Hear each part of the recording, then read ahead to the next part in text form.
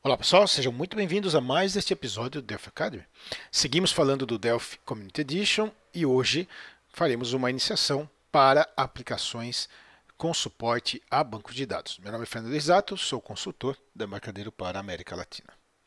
Então esta é a agenda de hoje, nós vamos iniciar por um entendimento, especialmente para aqueles que estão iniciando no desenvolvimento de aplicações e conectando ao banco de dados.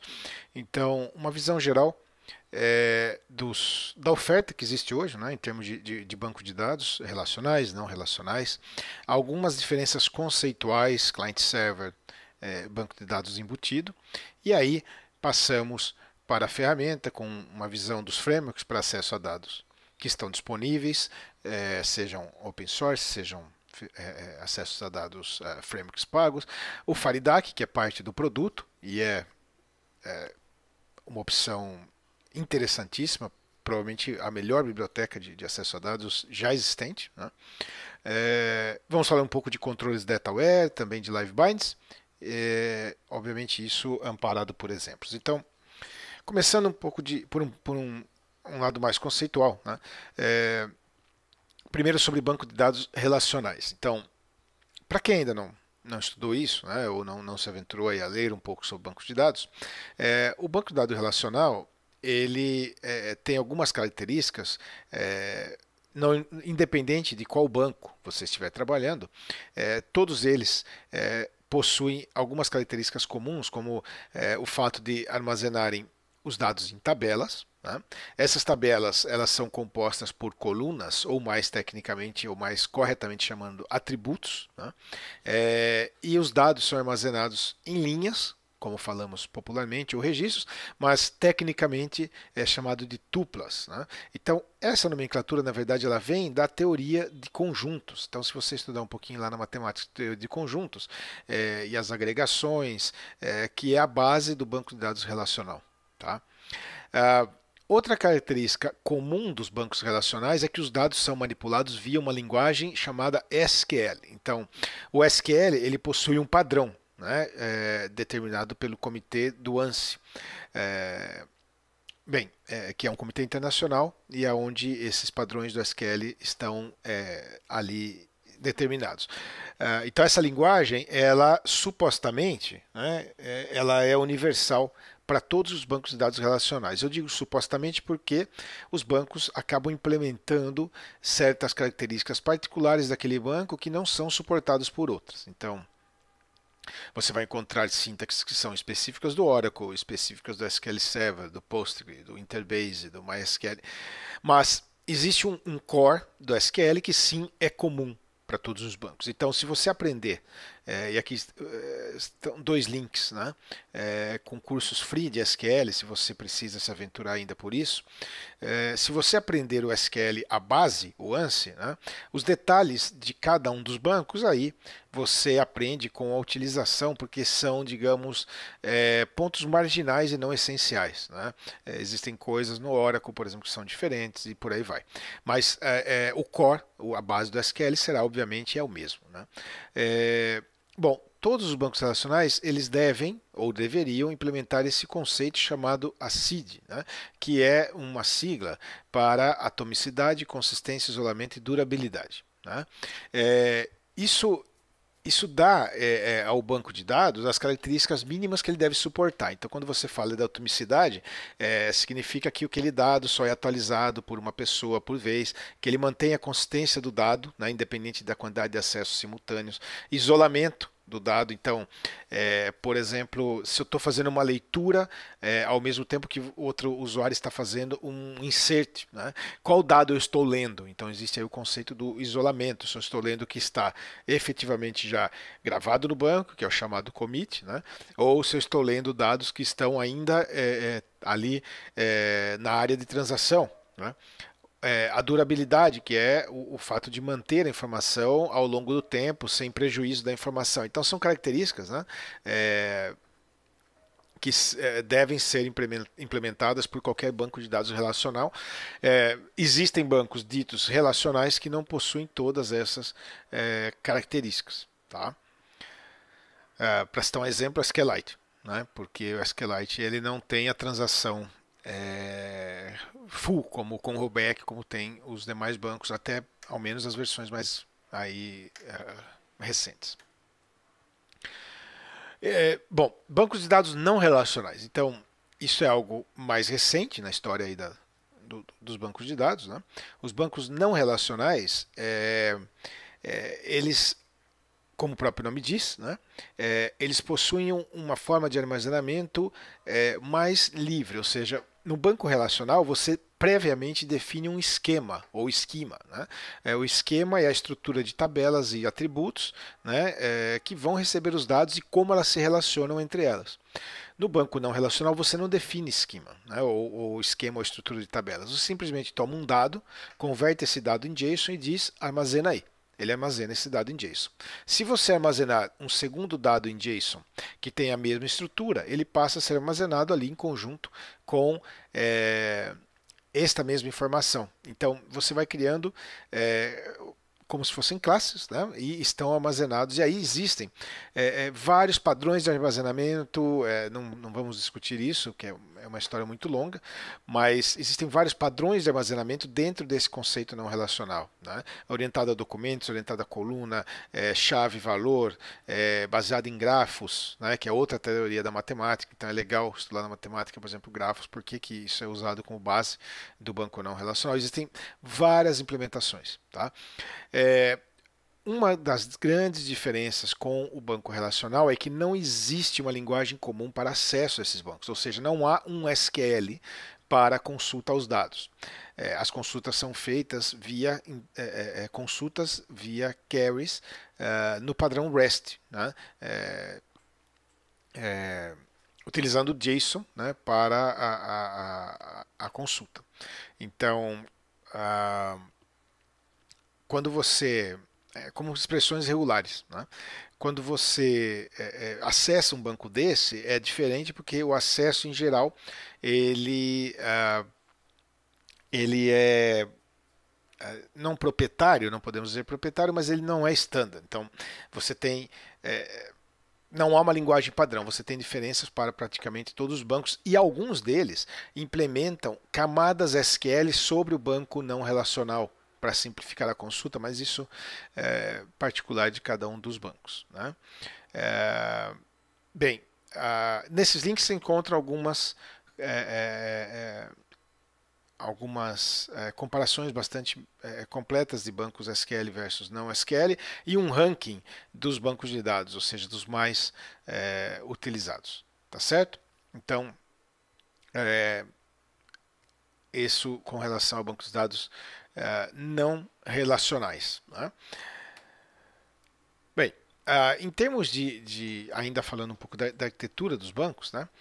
Ou mais propriamente de como esse banco é acessado, né? Você tem, e isso não tem relação ali com relacional ou não relacional, porque você pode ter relacional e não relacional em qualquer um desses formatos. Tá? Por exemplo, eu posso ter um banco embutido que é no SQL, nada impede. Tem bancos embutidos baseados no SQL. Né? Mas basicamente a gente se deparei com essas possibilidades. O banco client-server, o flat file e o embedded. Iniciando pelo flat file, né, para quem está há algum tempo aí no desenvolvimento, vai se lembrar dos bancos DBase, dos bancos DBF, do velho Clipper e outros mais, né, Paradox e por aí vai, que basicamente são arquivos que estão lá num diretório e esses arquivos são carregados em memória pela aplicação e navegados. E aí todo o mecanismo de acesso está na sua aplicação. Né? Não tem ali um gerenciador de banco de dados. O client-server, diferentemente, ele possui os arquivos no lugar protegido e possui um serviço, né, que faz o acesso a esses arquivos através de um processo independente, ou seja, esse processo reside num espaço de memória separado, ele está em outra máquina ou na sua própria máquina, mas num espaço de memória separado, e você conversa com esse servidor via um protocolo, seja ele qual for, normalmente TCP/IP. E a terceira categoria aqui, os bancos embutidos. O banco embutido é aquele que está no contexto da aplicação. Ele é carregado no mesmo espaço de memória da aplicação. Então, eu tenho um conceito de um servidor, eu tenho uma interface para falar com o banco de dados, mas esse motor desse banco de dados é carregado dentro do espaço de memória da sua aplicação e não separado como o client server. Tá? Então a gente vai ver exemplos disso aqui. Aqui é um pouco mais de detalhes sobre cada uma das características, se você desejar ler um pouco mais sobre isso. Tá? Mas todos esses, né, que nós falamos, relacional, não relacional, client server, flat file e embedded, né, o banco embutido, são suportados pelo Delphi, pelo C++ Builder. Ok? Então vamos lá, entrando agora para a ferramenta. Né? Então, baseado nisso que nós vimos, quais são os bancos de dados aí mais comumente acessados, vamos olhar isso do ponto de vista da ferramenta. Né? Então, existem vários frameworks disponíveis dentro lá da caixinha do Delphi ou do C++ Builder. Esses frameworks eles vêm sendo ao longo do tempo melhorados ou atualizados ou substituídos por outros. Tá? Então, até porque os bancos de dados vêm evoluindo fortemente. Tá? Então, o BDE, muitos de vocês já devem ter ouvido falar, foi a primeira camada de acesso a dados do Delphi desde o Delphi 1. Tá? Esse produto ele não é mais suportado, ele é uma camada que está lá por questões de compatibilidade, mas é altamente recomendável que você migre isso para Faridac. Então, se você tem uma aplicação com BDE, a migração por Faridac é um fato. Tá? E depois eu vou indicar aqui para vocês material de como fazer isso. Se você está em DB Express, mais ou menos a mesma coisa do BDE, porém o DB Express ele foi atualizado, né, até as versões mais recentes. Ele não vai receber novas features, isso é fato, mas ele é compilado com o produto, então ele não é um framework externo. Né? Então você pode ou permanecer, caso ele esteja ali atendendo, ou então migrar para o Faridac. Também há um caminho da migração do DB Express para o Faridac, porque o Faridac, depois nós vamos ver, te oferece outros recursos. Tá? Temos também o IBX, ele é focado em Interbase, então o IBX é parte do produto integrante, inclusive nas versões mais recentes, ele acessa somente Interbase. Tá? Temos ADO, ou mais formalmente chamado DBGO, né, dentro do Delphi, do C++ Builder, que é implementado sobre o ADO, né, do Windows, e ele é focado especialmente em SQL Server, mas funciona também com outros bancos. Porém, é bastante direcionado a SQL Server. E depois nós temos componentes de terceiros, free e pagos. Então, o Zeus.lib é um componente open source que acessa vários bancos. SimDB, Unidac é um componente pago. Redis Client para acesso ao Redis, é open source. Marshmallow é um ORM que está aí surgindo com bastante recursos interessantes. Né? Não vamos entrar no assunto de ORM agora, mas é mapeamento objeto relacional. Tá? Então, isso é um caso à parte. Eu estou colocando esses links aqui para que depois vocês possam explorar cada um desses. Tá? Muito bem. Então, esse é um geral dos principais frameworks aí disponíveis. Nós vamos focar no Faridac. Tá? Por isso que aqui nós estamos falando um pouco mais do Faridac. Então, o grande diferencial do Faridac é o suporte multiplataforma. O Faridac ele tem características realmente muito interessantes na sua arquitetura, que permite ele estar em todas as plataformas disponíveis exatamente com o mesmo código, o mesmo framework. Né? Bom, para saber mais sobre Faridac, né, eu não vou aqui me estender no Faridac, porque nós temos no Academy todos esses episódios aqui exclusivamente sobre Faridac. Então começa com acesso a dados, migração, aí técnicas avançadas, cache updates, tabelas de memória, tracing, local SQL, aplicações mobile e o change views, que é um recurso específico do Interbase. Tá? Então tudo isso está nesse link aqui, e você também tem aqui a documentação mais sobre Faridac. Então, quero me aprofundar em Faridac? Vá aqui no Academy e veja todos esses episódios. São aqui 8 episódios sobre Faridac, na média de 30 minutos cada um, então tem bastante material. Mas eu gostaria de focar um pouco quais são as plataformas e bancos suportados via Faridac de acordo com a edição do produto que você está utilizando. Então, o Faridac está disponível tanto para o Windows quanto o macOS, iOS, Android e Linux, com o detalhe que Linux somente está no Delphi ou C++ Builder Enterprise ou superior. Tá?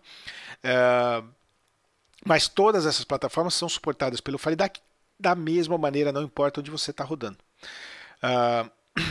Nas edições, então, Community, que é o nosso foco aqui, que é a mesma do Professional, né? Você tem acesso com o Faridac a bancos locais, ou seja, localhost, né? Bancos que estão na sua máquina, Microsoft Access, SQLite, MariaDB, Interbase, Advantage Database, Postgre e Firebird. Esses bancos localmente. E bancos embutidos, IBLite e SQLite. Embutidos nós vamos usar na aplicação mobile nos próximos episódios. Ou seja, aquele banco que vai dentro da aplicação para você armazenar dados lá dentro do celular, lá na app. Tá?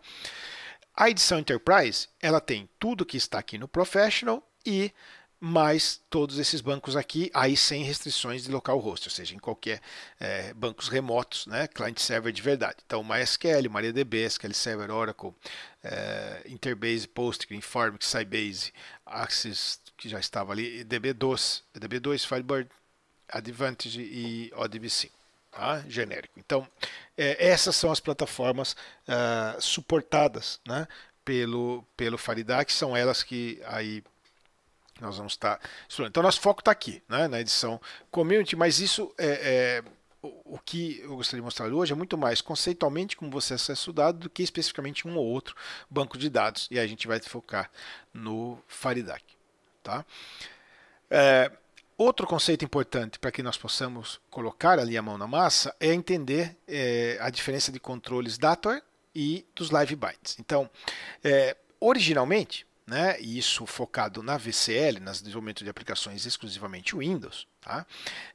Isso aqui não é tudo, você pode consultar o resto aqui nesse link do Data Controls, mas aqui está uma lista aproximada dos controles que são dataware. Então, esse é um conceito importante. O que são controles dataware? Então, no mundo VCL, você tem controles que estão automaticamente, que se conectam automaticamente, ou que possuem a habilidade de se conectar a banco de dados. Então, lá no mundo VCL, você tem um edit, que é um edit desconectado de um banco de dados, ou seja, um edit onde você entra texto manualmente, e você tem um DB edit, né, para se ficar aí num exemplo.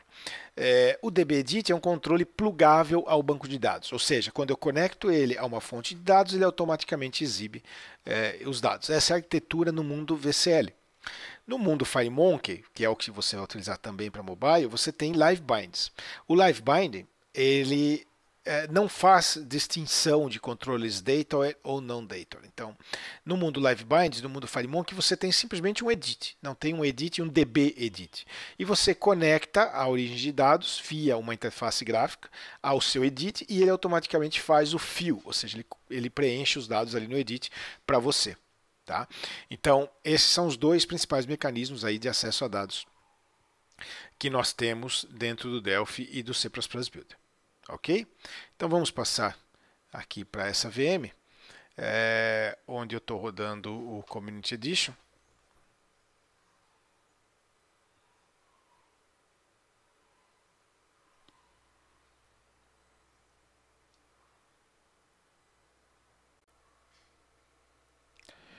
Então vamos iniciar aqui na ideia, explorando um pouco do suporte a banco de dados. Então, aqui no nosso Project Manager, né, nós temos aqui Data Explorer. O Data Explorer, né, ele permite a configuração prévia de conexões a banco de dados para que facilite aí o seu processo de desenvolvimento.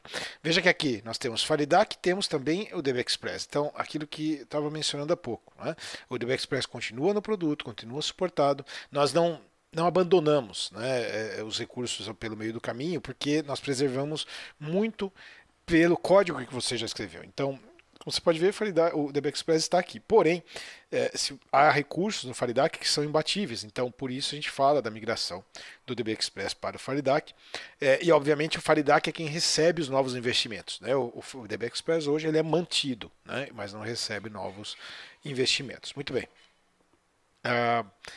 Bem, aqui no Faridac eu tenho aqui o Interbase instalado, então quando você instala o Community Edition, se você selecionou lá, ele instalou para você um Interbase, né? Um Interbase Developer, ou seja, um Interbase que é free para desenvolvimento. E você tem aqui, Interbase de 2017, então ele está aqui em execução, né? Start automático. Então, se eu vier aqui para o nosso Data Explorer, ó, eu tenho aqui Interbase, e aí tenho uma base de exemplos, que é parte do produto.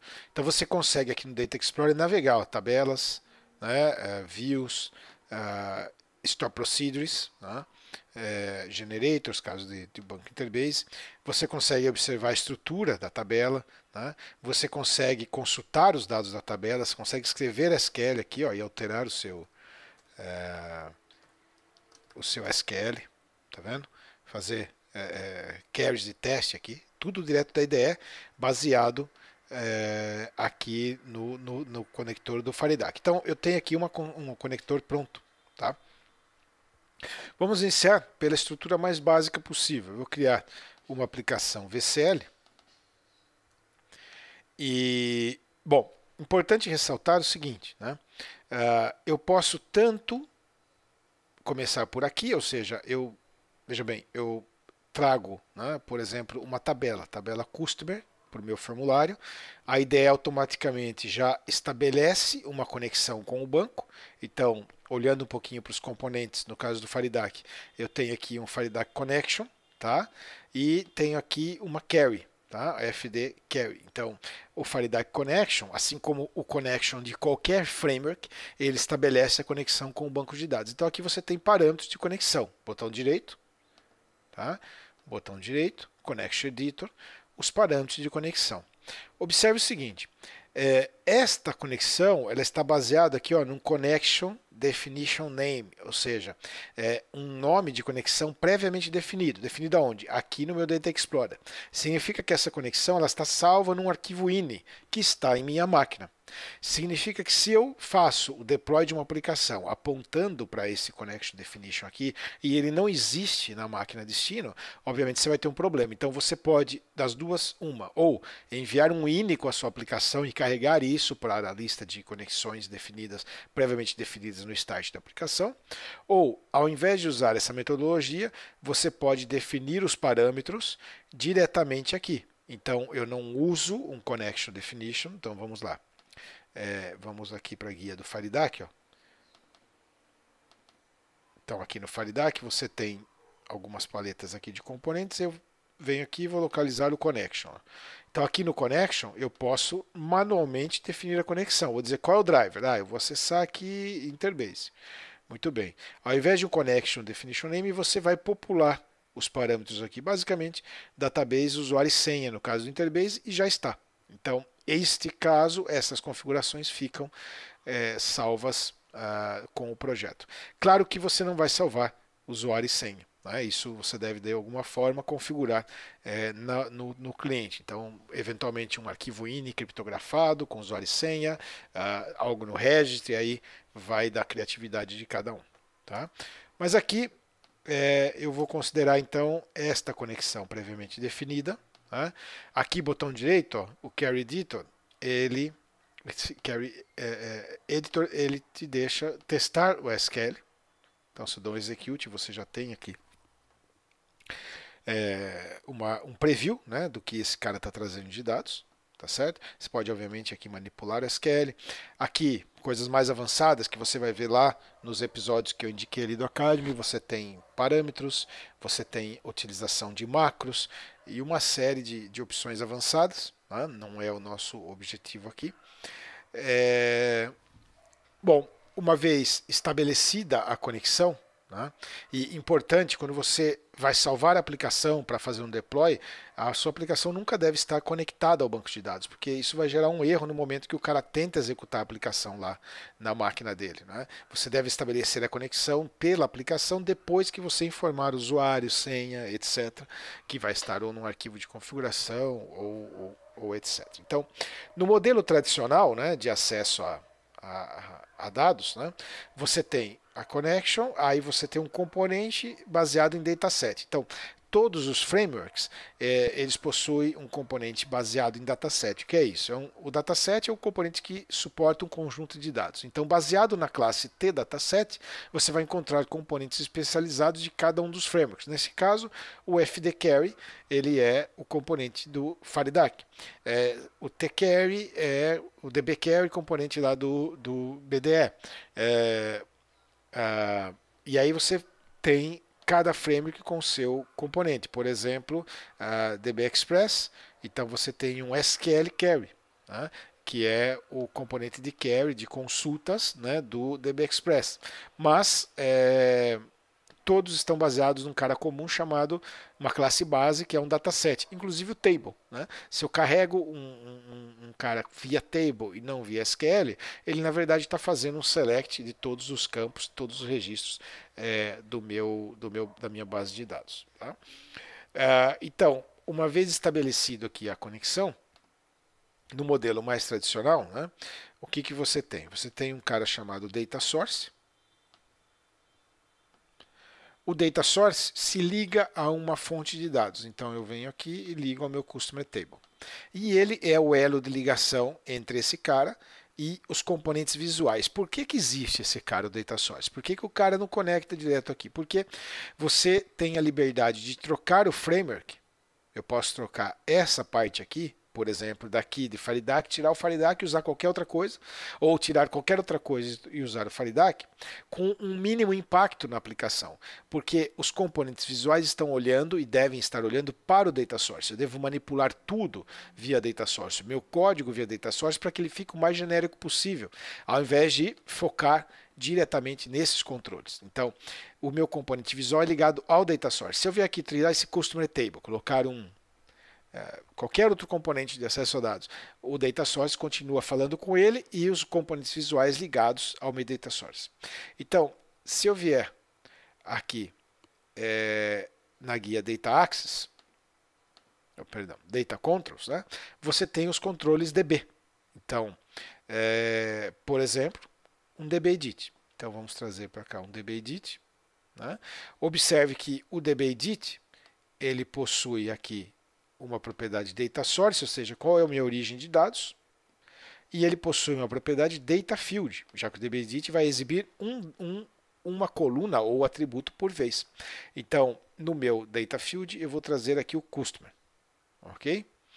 Já em tempo de design, se nós ativarmos este customer table aqui, ó, eu já tenho dados em tempo de design. Tá?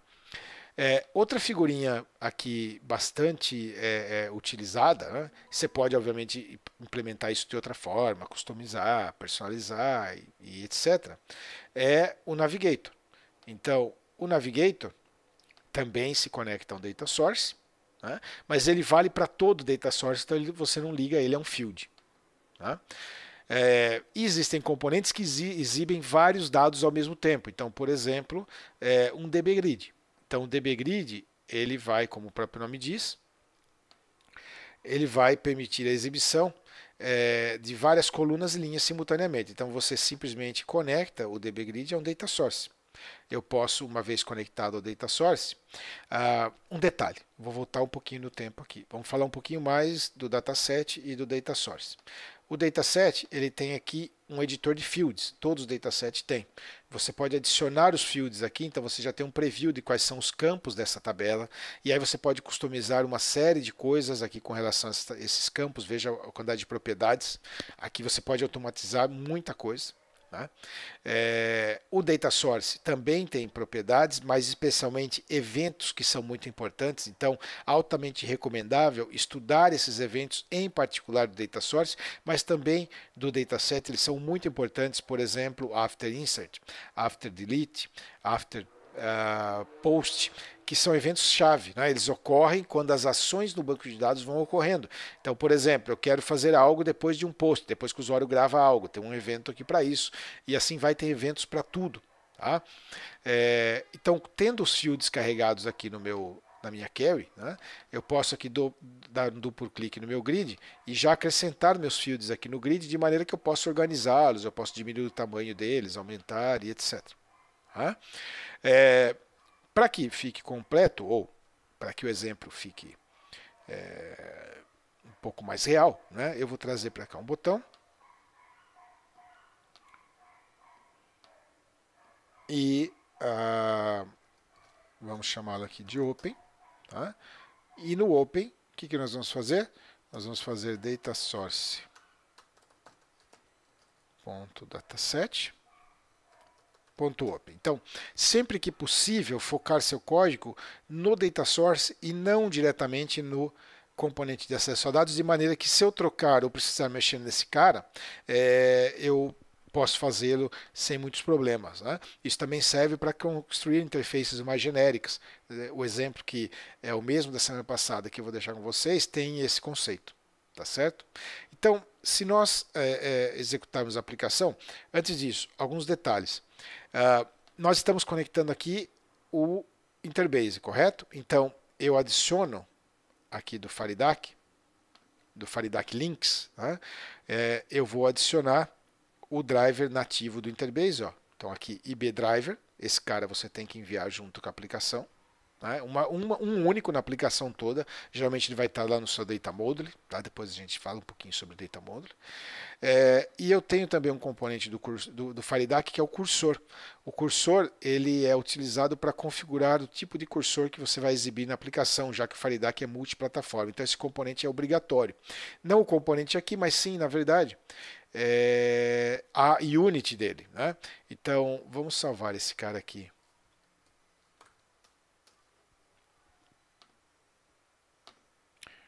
E eu vou mostrar aqui no código para vocês. Ó. O que é, na verdade, importante são essas units. Né? Você não necessariamente precisa colocar o componente na tela. Bom, executando esse carinha, demos um open, aí estão os dados na tela. Se eu navegar aqui pelo nosso navigator, ó, tudo se movimenta simultaneamente. Por quê? Porque os controles estão ligados no mesmo data source.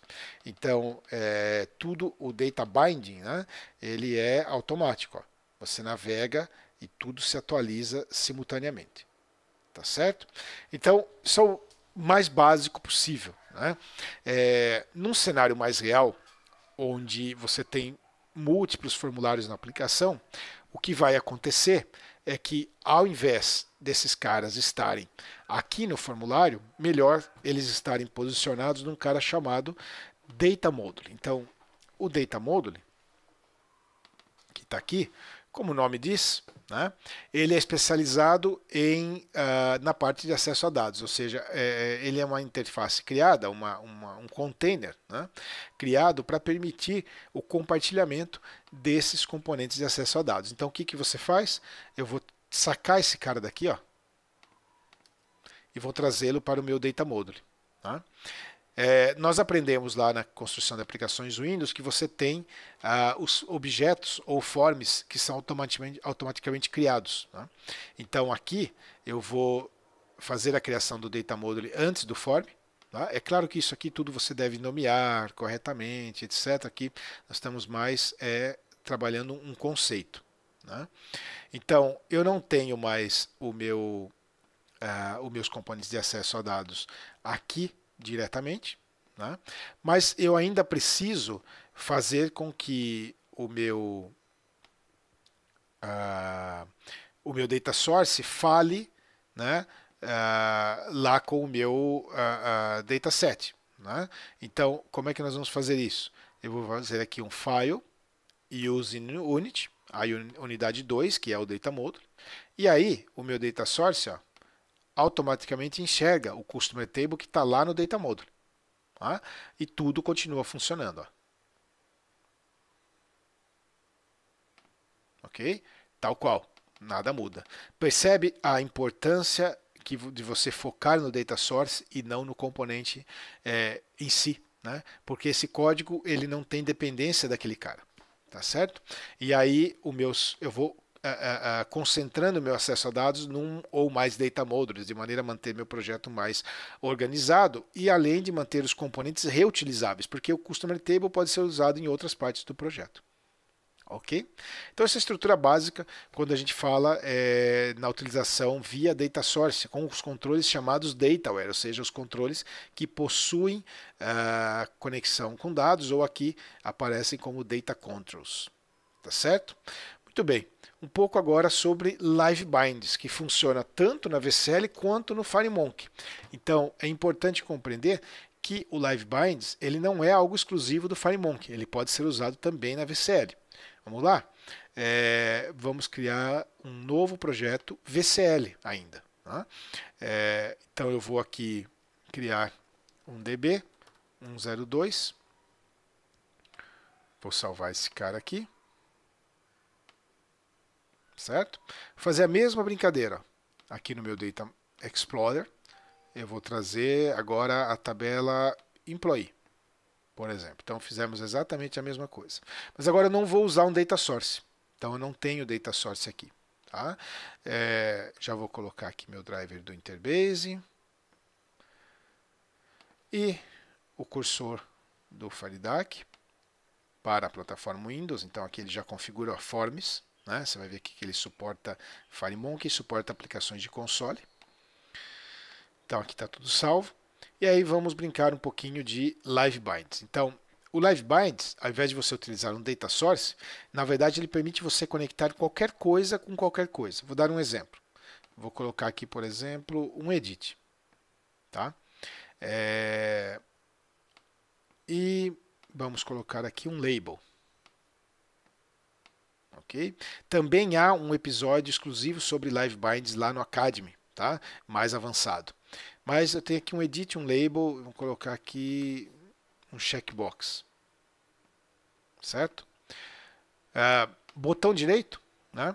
Você tem aqui Bind Visually. Então, no Bind Visually, ele tem aqui como um editor o ML. E simplesmente o que eu vou fazer? Eu quero conectar o texto desse edit o caption desse label. Ok? Muito bem. Veja o que vai acontecer. Eu vou simplesmente executar a aplicação.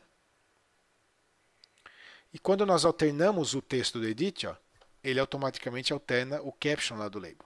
Por quê? Porque eles estão conectados via uma expressão regular, chamado binding. Então esse componente que ele adicionou aqui, ó, ele vai concentrando os binds que eu estou fazendo. Isso é em tempo de execução, tá? Não há código gerado aqui. Você pode ver que aqui não há código gerado. Isso ocorre em tempo de execução. Da mesma forma que eu posso conectar esses caras, essas propriedades, né? Por exemplo, eu posso também habilitar, desabilitar, ou seja, toda a propriedade é binding. Né? Ou você pode torná-la visível também lá no editor de Live Binds. Por exemplo, aqui o checkbox. Então vamos lá. Bind Visually. Né? Eu quero pegar aqui a propriedade Enable. Ela não está por default disponível, mas eu posso vir aqui e torná-la disponível. Né? Então eu quero pegar aqui a propriedade Enable do meu checkbox e conectá-la, então o estado do checkbox conectado ao Enable do meu edit. De maneira que quando eu desativar o checkbox, ele desativa o edit. Veja bem. Aqui está ativo, que é o estado inicial dele, então eu posso fazer as mudanças. Se eu tirar aqui o flag do checkbox, ó, o edit está desabilitado. O binding é two-way, ele sempre vai fazer isso em duas vias. Tá? O bind é sempre bidirecional. Bom, aí entra um pouco do acesso a dados. Como é que eu faço? Então, por exemplo, para exibir uma tabela. Então, eu não quero usar lá o dbGrid, eu vou usar aqui um string grid, por exemplo. Ok? No meu string grid, eu vou fazer a conexão direto. Então, antes aqui, Fields Editor. Vou adicionar meus fields. Tá? Botão direito, Bind Visually. E aí eu vou tomar aqui o string grid e o meu employee table e vou fazer assim. Ó. Ele já conectou esses caras. Tá? Então ele cria aqui um cara que é parecido com Data Source, mas que trabalha orientado a binding. Se eu ativar a minha tabela em tempo de design, ó, você já tem dados e é um string grid. Esse é um controle que não é data. Tá? Então eu posso também aqui adicionar um outro edit. Vamos organizar um pouco a brincadeira aqui.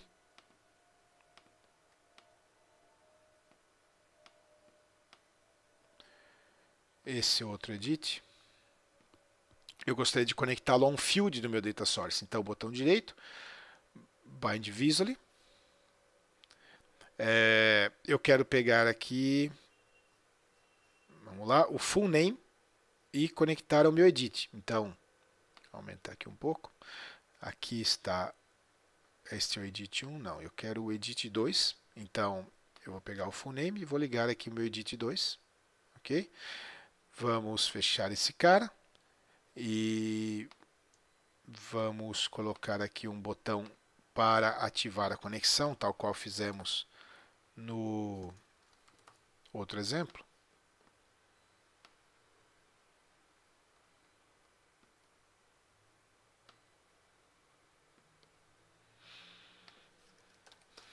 Ok? E nós vamos aqui olhar para o nosso bind source db1. Então, bind source db1.dataset.open.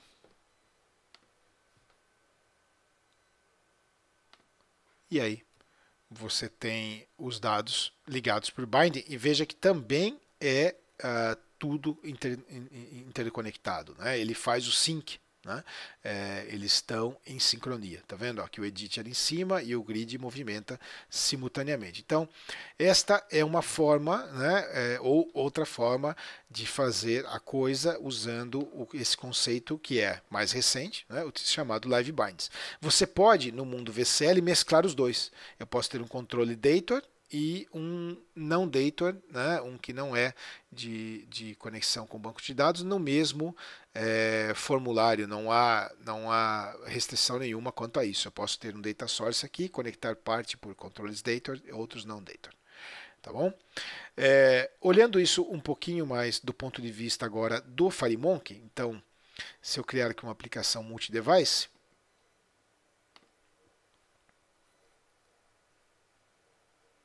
o que acontece? No multi-device, ou no FireMonkey, não há a opção de Data Controls. Eles são somente controles. Tá? Então você necessariamente fará uso do Live Bind. Tá? Não é uma escolha, e sim mandatório. Então você fará uso do Live Binding necessariamente. Tá certo? Então, se nós fizermos a mesma brincadeira aqui no FireMonkey, né? Então eu tenho aqui os componentes de acesso a dados, o employee table, tal qual, né? Eu posso, vamos lá, existe aqui um bind navigator, tá? Eu vou alinhar esse cara aqui ao top. Eu vou trazer um string grid client. Eu vou adicionar os fields aqui. Ok? Aí bind visually e nós vamos conectar esses caras. Ok? Aí está. Vamos fazer algo aqui um pouquinho diferente no form show. Aqui a gente vai fazer bind source db1.dataset.open. Ok? E vamos executar.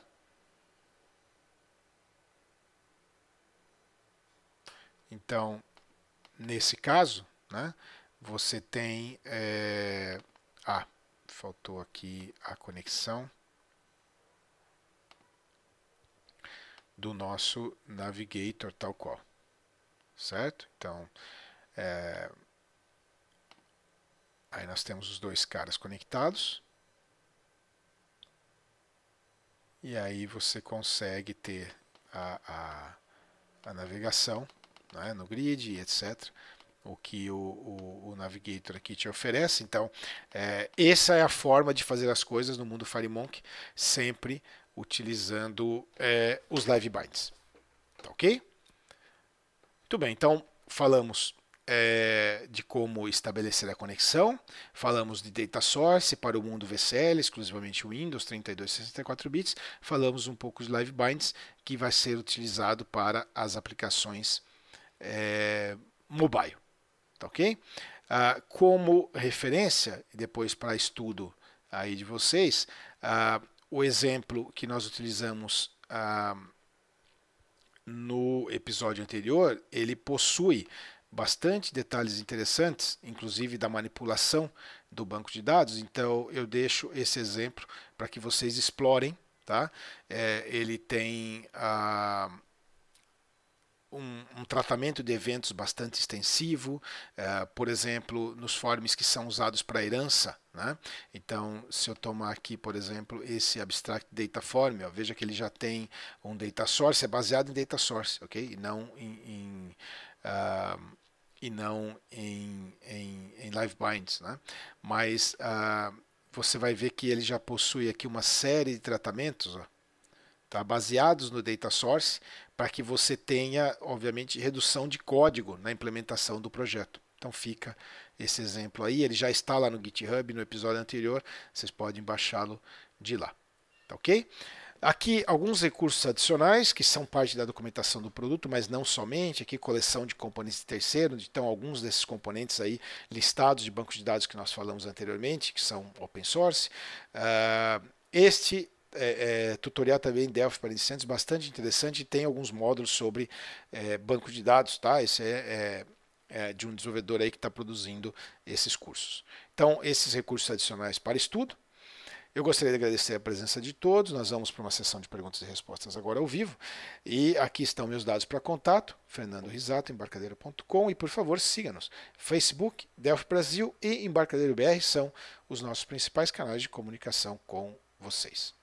Muito obrigado pela presença de todos. Até o próximo e vamos agora ao vivo com perguntas e respostas.